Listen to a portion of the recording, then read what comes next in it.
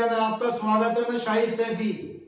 आज मेरठ के लक्ष्मीकांत वाजपेयी ने राज्यसभा सांसद भारतीय जनता पार्टी के प्रेस से मुखातिब होते हुए उन्होंने बताया कि यहाँ पर बहुत संसाधनों की कमी है। उन्होंने कहा कि यहाँ पर एक कैंसर का हॉस्पिटल भी बनना चाहिए और एम्स मेरठ में बनना चाहिए। उन्होंने ये भी बताया कि यहाँ पर जमीन बहुत है, अगर जमीन की जरूरत सरकार कहेगी तो जमीन यहाँ मिल जाएगी, जमीन हमारे पास है। उन्होंने ये भी बताया कि यहाँ पर उत्तर प्रदेश के अंदर बहुत लोग दिल्ली एम्स में इलाज कराने जाते हैं, जिन्हें बहुत ज्यादा कठिनाई उठानी पड़ती है, परेशानी वहां उठानी पड़ती है। उन्होंने प्रेस वार्ता के अंदर बहुत सारी बातें कही। वहां पत्रकारों ने उनसे कुछ ऐसे भी सवाल किए। उन्होंने जातिवाद के सवाल पे भी जवाब उन्होंने दिया कि अगर कोई गलत कर रहा है तो उसको उसकी सजा मिलनी चाहिए।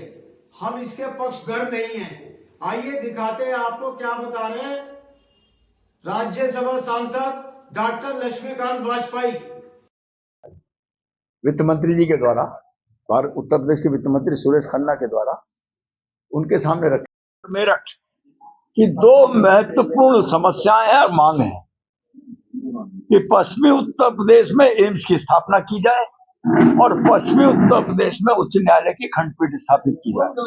हमारी उस मांग को कल राज्यों के वित्त मंत्रियों के साथ केंद्रीय वित्त मंत्री जी की बैठक में जो बजट से पूर्व होने की परंपरा है, उसमें हमारे वित्त मंत्री श्री सुरेश खन्ना जी ने दोनों बातों को प्रमुखता से रखा है। क्षेत्रीय संतुलन हेतु पश्चिमी उत्तर प्रदेश में नया एम्स, पश्चिमी उत्तर प्रदेश बड़ी संख्या में मुकदमे उच्च न्यायालय जाते हैं, खंडपीठ के अभाव में नागरिक को दूर जाता है, पश्चिम जनपदों को उच्च न्यायालय की लखनऊ खंडपीठ से संबद्ध किया जाए। तो आज की तारीख में राज्य सरकार के एक वरिष्ठ मंत्री के द्वारा हमारे समर्थन में केंद्र सरकार के सामने ये विषय रखा गया है। हमारा ये मत है कि हमको खंडपीठ मिलनी चाहिए। नंबर एक, खंडपीठ जब तक नहीं मिलती तब तक हमको लखनऊ बेंच से संबद्ध किया जाए और भारत सरकार के निर्णय और सर्वोच्च न्यायालय के माननीय मुख्य न्यायाधीश के निर्णय के अधीन स्थापित हो रहे ई फाइलिंग सेंटर पर ये जो प्रतिबंध लगाया है इलाहाबाद उच्च न्यायालय ने कि इलाहाबाद बार के रजिस्टर्ड वकील ही ई फाइलिंग सेंटर में बात दायर कर सकेंगे, इसको वापस ले लें।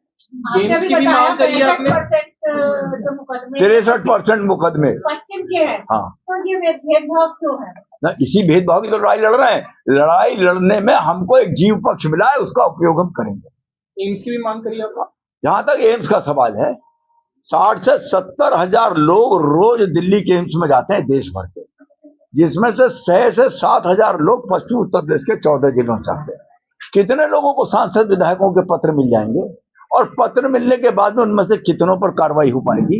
इसलिए बराबर मैं इस लड़ाई को लड़ रहा हूं कि मेरठ में 52 एकड़ जमीन मेरठ मेडिकल कॉलेज में खाली है, जरूरत पड़ने पर और जमीन ली जा सकती है। मेरठ में एम्स बनाया जाए।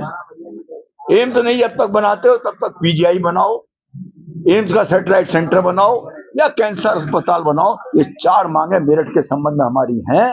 वो भी बल मिला है माननीय वित्त मंत्री जी के उससे।